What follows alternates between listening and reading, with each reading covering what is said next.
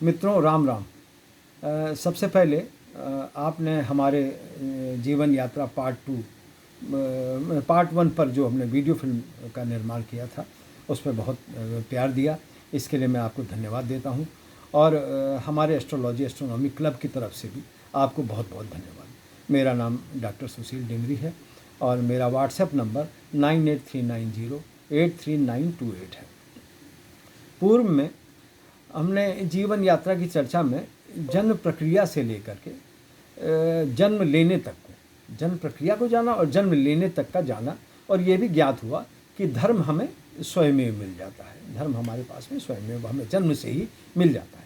उसी तरह से जन्म से जैसे ही हमको धर्म मिलता है, उसी तरीके से जन्म के साथ हमारा कर्म भी निर्धारित हो जाता है।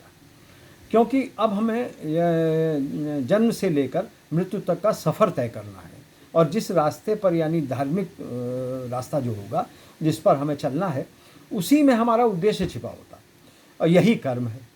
अब आपके दिमाग में ये पहला प्रश्न उठ रहा होगा कि जब कर्म निर्धारित है तो हमारा क्या काम है। आइए इसे समझते हैं। कर्म यानी आपके साथ आई परिस्थितियाँ, यानी आपका जन्म कहाँ और कैसे परिवार में हुआ है, आपकी पारिवारिक स्थिति क्या है। क्योंकि जन्म तो झोपड़ी से लेकर महल तक का सफ़र तय करता है। झोपड़ी में पैदा जातक संतान रूप होता है, जबकि महल में पैदा जातक राजकुमार होता है, यानी उसको बड़े सम्मान के साथ और दूसरे तरीके से उसका नाम वो होता है। यानी कि जब हम जन्म होते ही हम जन्म से परिस्थितियों को सुलझाने के काम को कर्म कहते हैं। साथ ही हमारी प्रकृति भी हमसे काम कराती है। जगत पिता ने हमारी वसुंधरा को चर अचर दोनों से सजाया है। चर का वह हिस्सा जिसमें थलचर, नभचर, जलचर और उभयचर आते हैं, यानी ये जानवर का समूह है जो कि प्रकृति के निर्माण में कैरियर का काम करते हैं। चाहे हमारे फूल पौधे इनको परागकण द्वारा चाहे उनको पैदा कर रहे हों, और चाहे सॉइल को, हमारी मिट्टी को, मृदा को मजबूत कर रहे हों, ये सब ये कैरियर का काम करते रहते हैं और करते आ रहे हैं। They are the carriers of the nature. दूसरे भाग में मानव आता है, जिसे प्रकृति अपनी चीज़ों को कच्चे रूप में, रॉ मटेरियल के रूप में देती है, और बिना प्रोसेस के मनुष्य इसका उपयोग नहीं कर सकता है। हमारी इसी प्रकृति में हर चीज़ विद्यमान है, हर चीज़ हमारे पास में है, लेकिन हम जब उसे खोज के लाते हैं तो हम इसको कर्म कहते हैं। यानी हमारी वसुधा में आने का प्रयोजन प्रकृति द्वारा दिए गए पदार्थों की प्रोसेसिंग कर उपभोग करना है। अनाज, फल, धातुएं, ऋतुएं आदि हमें प्रकृति से मिलती हैं। इसमें कुछ भी मैन मेड नहीं है, इसमें कुछ मानव द्वारा बनाया नहीं जाता है, लेकिन प्रोसेसिंग के बाद हम इसको उपयोग में ला सकते हैं। इसके पश्चात भोग और उपभोग होता है, जिसे ग्रह निर्धारित करते हैं।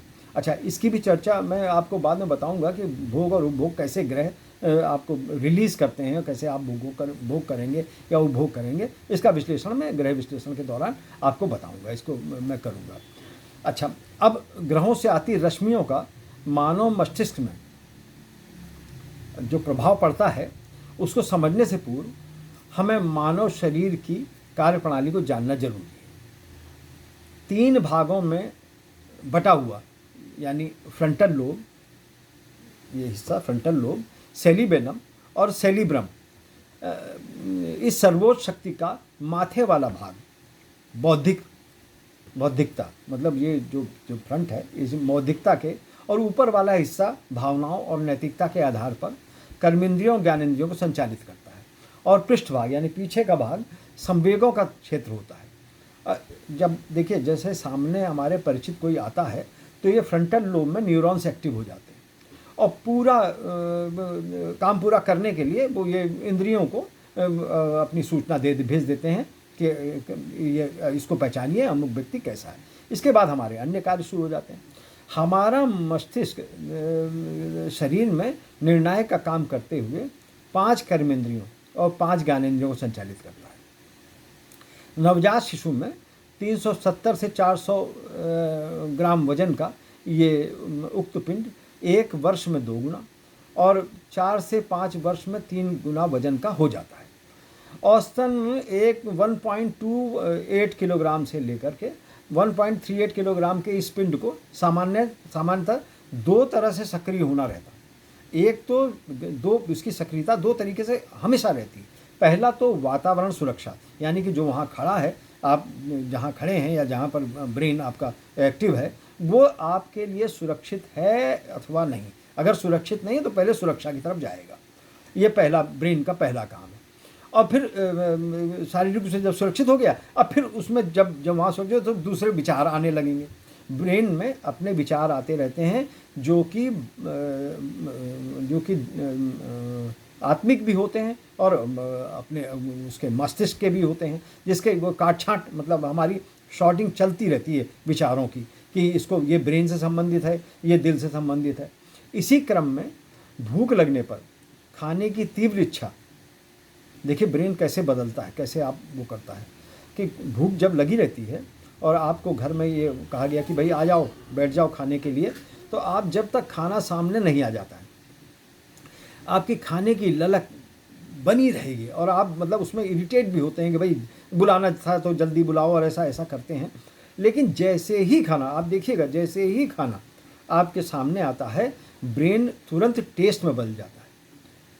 ये तुरंत किसकी सब्जी बनी है, कैसा क्या है, खाना क्या है, ये सब देखना शुरू कर देता है। अच्छा, जब मान लिया हमारी स्वाद की अनुसार सब्जी बनी है, हमारे प्रिय सब्जी बनी है, तो हम इसमें ज़्यादा और कम अच्छी नहीं बनी है तो कम खाएंगे। तो ज़्यादा और कम खाने का खेल फिर शुरू हो जाता है इसमें। ये ब्रेन की सोच शांत नहीं होती। अच्छा, जिसका संबंध फिर आपके स्वास्थ्य से पड़ने लगता है कि भाई ज़्यादा खा लिया या कम खा लिया या जैसा भी है, और आगे की दिनचर्या संपादित होती है, भाई हमें कैसा हो रहा, कैसा क्या है। अच्छा, मस्तिष्क की संरचना में दिल की भी हिस्सेदारी होती है, जिसमें आत्मिक निर्णय भी शामिल होता है। ये ब्रेन में एक पार्ट होता है दिल का, जिसमें कि हमारे आत्मिक निर्णय होते हैं, अपनों के द्वारा लिए जाते हैं, जो कि आंतरिक सुगंध का एहसास कराकर विचार बनाते हैं दिमाग में। अच्छा, आप एक चीज़ बिल्कुल वो समझ लीजिए कि दिमाग और दिल में, दिमाग हमेशा जैसे ही आपको कोई काम करेंगे वो क्वेश्चन करना शुरू कर देगा। किसके लिए आपको निर्णय लेना है उसके लिए वो क्वेश्चन करता है। जब क्वेश्चन से संतुष्ट हो जाता है तो निर्णय दे देता है। इसके बाद अगर दिल का है तो दिली इच्छा में आपके दिल तो क्वेश्चन करता ही नहीं है। आपका अपनी माँ से प्रेम क्यों है, प्यार क्यों है, तो आप क्या कहेंगे, बहन से प्यार क्यों है, तो उसमें कोई क्वेश्चन नहीं होता, वो निर्णय तुरंत हो जाता है। इसको हम ऐसे समझें कि जैसे मान लिया कि आपको कोई फ़ोन आता है किसी को और वो कहते हैं भाई पड़ोस में आंटी गिर गई है या एक्सीडेंट हो गया है, तो मस्तिष्क सक्रिय हो जाता है, क्योंकि आंटी है ना, तो सक्रिय हो जाएगा और वो 20 सवाल पूछेगा, कैसे हुआ, कहाँ हुआ, अरे यार बड़ा भीड़ रहती है, बड़ा दिक्कत है, और आजकल तो लोग लापरवाही से चलते हैं, तमाम चीज़ें क्वेश्चन करता है। लेकिन उसके वो अब निर्णय की जब बारी आती है तो वो कहता है कि अब ये काम जरा हम कर रहे हैं, थोड़ा मतलब हम जरा यहाँ बिजी हैं, तो हम बस इसको निपटा के फ़ौरन हम शाम को लौटेंगे, तो हम उधरी से किस अस्पताल में हैं, बस इस तरीके से पूछ करके हम अस्पताल में पहुँच जाएंगे। तो इस तरीके से वो उसको काम को ब्रेन क्वेश्चन के आधार पर, जबकि यही सेम सिचुएशन अगर हमारे अपनों की, यानी माँ की या बहन की या अपनों से संबंधित कोई भी अगर आती है, तो हम क्वेश्चन कम करते हैं, क्वेश्चन करते ही नहीं बल्कि ज़्यादा से ज़्यादा उसकी तरफ बढ़ने की कोशिश करते हैं, वहाँ तक जाने के तुरंत इमीडिएट फैसला लेते हैं कि भाई वहाँ सुरक्षित जाना है। अच्छा, इसका जानवरों में देखिए, जो शिकारी जानवर होते हैं ये मतलब मुंह से ही शिकार पकड़ते हैं, जिस मुंह से कि दबाव से, मतलब उसके प्रेशर से वो शिकार को पकड़ते हैं, शिकार को मार देते हैं, उसी मुंह द्वारा बच्चों को सुरक्षित स्थान पर भी ले जाते हैं। अच्छा, निर्णायक मस्तिष्क जिसमें दिल का निर्णय शामिल होता है, दिन ब दिन आकारीय वृद्धि एवं मजबूती के साथ आगे बढ़ता है और इस प्रकार हमें एक ऊर्जावान पिंड प्राप्त होता है जिसे हम शरीर कहते हैं। यह शरीर एक रोबोट की तरह कार्य करता है जिसे हर समय निर्देशों की आवश्यकता होती है। अच्छा, जो ये जो हमने अभी आपको कर्म और शारीरिक संरचना के बारे में डिस्कशन किया है, वो आपको कैसा लगा? तो आप ये बताएं कि हमको आपको कैसा लगा, और अपने विचारों से हमें अवश्य अवगत कराएं। मेरे व्हाट्सएप नंबर और मैंने ईमेल का लिंक मैंने दे दिया है। नेक्स्ट आगे के लिए हम आपकी क्वेरीज का इंतजार करेंगे और ज्योतिष संबंधी अन्य जानकारी भी देंगे। जय श्री राम, नमस्कार।